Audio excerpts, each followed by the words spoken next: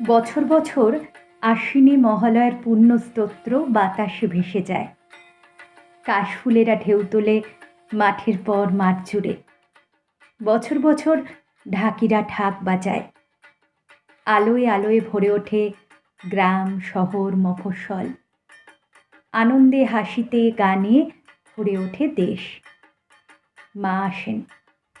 দশভুজা দুর্গতি নাশিনী ত্রিশূলে বিদ্ধ করেন মহিষাসুরকে প্রতি বছর।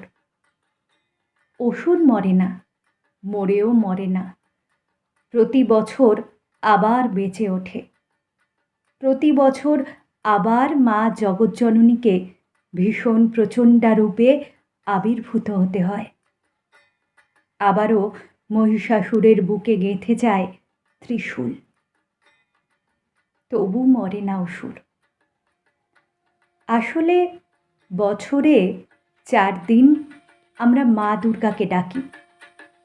বাকি 365 দিন আমরা অসুরদের সঙ্গেই থাকি।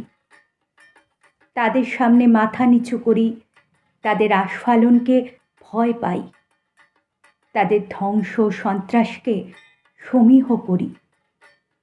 তাদের ভয়ে আমরা কুঁকড়ে থাকি। তাই মরে না অসুর, বারবার বেঁচে ওঠে।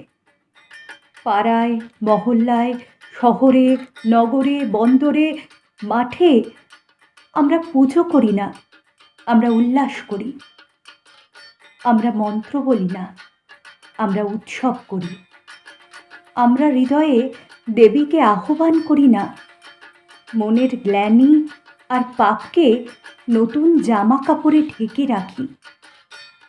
তাই বছর বছর মণ্ডপে প্রতিমা আসেন, মা আসেন না।